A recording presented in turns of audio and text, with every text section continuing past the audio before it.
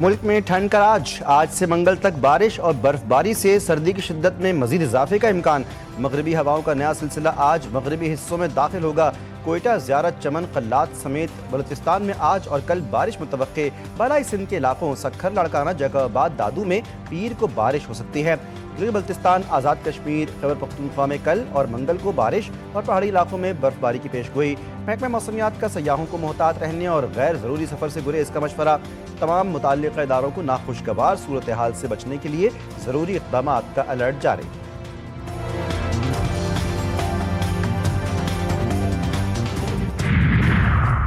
कराची में कड़ाके की सर्दी, पारा 10 डिग्री सेंटीग्रेड रिकॉर्ड। महकमा मौसमियात के मुताबिक सर्दी की लहर रवां माह के आखिर तक बरकरार रहेगी। शिमाल मशरिक़ समेत 9 किलोमीटर फी घंटा की रफ्तार से हवाएं चल रही हैं। शहर का फ़ज़ाई मयार मुज़र सेहत। दुनिया के आलूदा तरीन शहरों में कराची 24वें नंबर पर मौजूद। इस्लामाबाद में बारिश ने ठंड मज़ीद बढ़ा दी। मारगल्ला की पहाड़ियों से आने वाली ठंडी हवाएं भी शहर इक़्तिदार को छू रही हैं।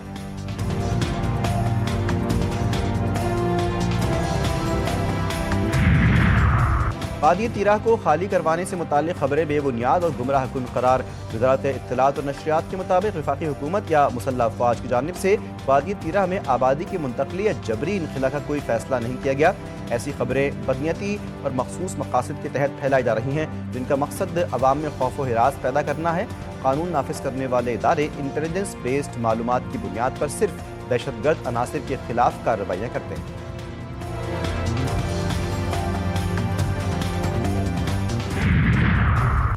वज़ीर-ए-आज़म गज़ा में देरपा क़याम अमन के लिए पुरुमीद। कहा, गज़ा में पीस बोर्ड में शामिल होने की दावत मिली थी, इस उम्मीद के साथ शमूलियत इख्तियार की, गज़ा में अमन कायम होगा।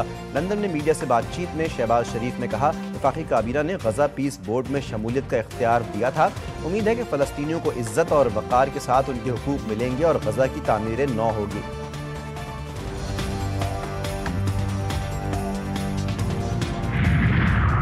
और कराची के साना गुल प्लाजा में search and rescue recovery operation का आज नवा रोज़। रात गए अर्बन सर्चिंग और रेस्क्यू 1122 की टीमें इमारत के मुख्तलिफ हिस्सों में दाखिल। तीसरे फ्लोर से एक शख्स की बाक़ियात मिली, जिन्हें सिविल अस्पताल मुंतकिल किया गया।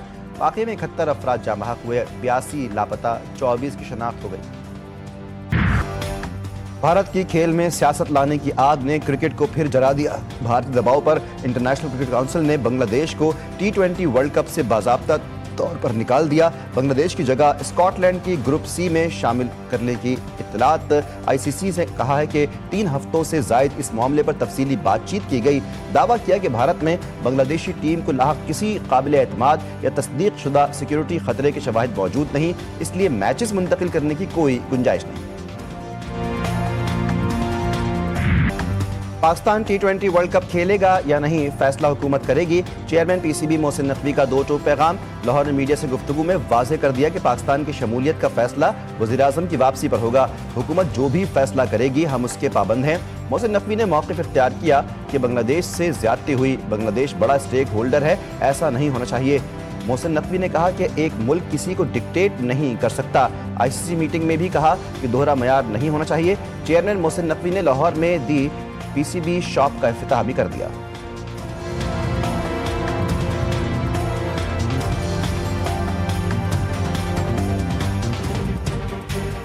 Chief minister Sindh, make no mistake, the time is coming. तुम्हारी गर्दन पर एहतिसाब के फंदे की गिरह तंग हो रही है, अवाम आसानी से बच कर निकलने नहीं देंगे।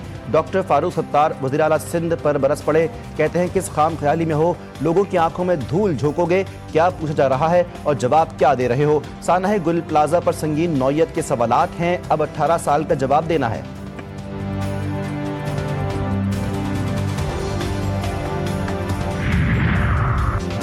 कराची के अवाम हिसाब मांग रहे हैं। फसी व बलीग उर्दू इस्तियारे और सियासी बयानात हकीकत को दफन नहीं कर सकते। फारूक सत्तार की प्रेस कॉन्फ्रेंस पर सीनियर वजीर शर्जील मेमन का रद्द-ए-अमल। कहा, गुल प्लाजा जैसे सानेहात किसी एक दिन की गफलत नहीं बल्कि दहाइयों पर मुहित गलत फैसलों का नतीजा हैं। गैर कानूनी तामीरात, लीज की तजदीद और बेज़ाब्ता रेगुलाइजेशन के जिम्मेदार आज खुद को बरियो जिम्मा जाहिर नहीं कर सकते। साना गुल प्लाजा के बाद भी सिंध हुकूमत और मुताल्लिका इदारों की मुसलसल मुजरिमाना गफलत बेनकाब। कराची के मसरूफ तरीन तिजारती मरकज़ आज भी फायर सेफ्टी के बुनियादी निज़ाम से महरूम। ज़ैनब मार्केट समेत गुंजान आबाद मार्केटें किसी भी वक्त एक और खौफनाक इंसानी सानहे का पेश खैमा बन सकती हैं।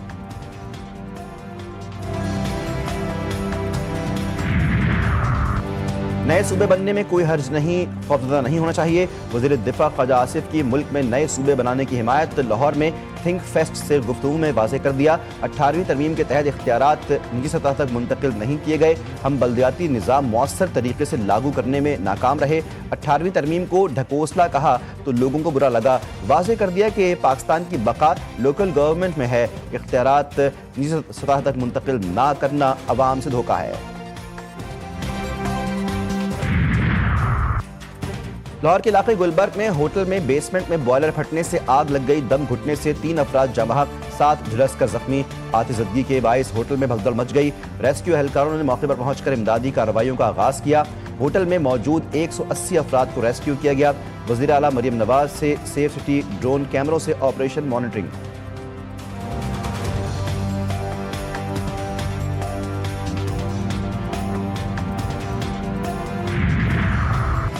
حکومت کا پی آئی اے کے بعد ایئرپورٹس کی نجکاری کا فیصلہ، اسلام آباد، کراچی اور لاہور ایئرپورٹس کی آؤٹ سورسنگ کی جائے گی۔ تینوں ایئرپورٹس کی آؤٹ سورسنگ اوپن بڈنگ کے ذریعے ہوگی۔ اعلامیے میں واضح کیا گیا، متحدہ عرب امارات کے ساتھ اسلام آباد ایئرپورٹ کا کوئی معاہدہ منسوخ نہیں ہوا۔ کراچی میں 100 سے زائد بچوں سے زیادتی کے ملزمان سے تفتیش میں تہلکہ خیز انکشافات۔ ملزمان کراچی میں ہی نہیں، پنجاب میں بھی زیادتی کے مقدمات میں نامزد تھے۔ ایس ایس پی انویسٹیگیشن کے مطابق مرکزی ملزم عمران کے خلاف 2018 میں پنجاب میں زیادتی کے 8 مقدمات درج کیے گئے۔ ملزم پنجاب سے فرار ہو کر کراچی آ گیا۔ لاہور میں شیر کے حملے کا ایک اور واقعہ، نجی فارم ہاؤس میں شیر نے 8 سالہ بچے پر حملہ کر کے بازو چبا لیا۔ ڈاکٹرز کو بچے کی جان بچانے کے لیے بازو کاٹنا پڑا، ملزمان فرار۔ اس سے قبل بھی کے والا میں بھی شیرنی نے بچی پر حملہ کر کے اسے زخمی کیا تھا۔ نائب وزیر اعظم اسحاق ڈار کے ایرانی اور ترک ہم منصب سے رابطے، اہم علاقائی اور بین الاقوامی معاملات پر قریبی رابطے میں رہنے پر اتفاق۔ اسحاق ڈار کی دبئی میں اماراتی اعلیٰ عہدیدار سے بھی ملاقات، پاکستان میں اماراتی سرمایہ کاری بڑھانے کے امکانات پر تبادلہ خیال۔ امریکہ کا عراقی تیل کی آمدن ہتھیانے کا منصوبہ، آئندہ حکومت میں ایران کے حامی مسلح گروپوں کے افراد کو حکومت میں شامل کرنے پر منافع روکنے کی دھمکی دے دی۔ خبردار کیا کہ ایرانی حامی افراد کی شمولیت مضبوط امریکہ عراق شراکت داری کے ساتھ مطابقت نہیں رکھتی۔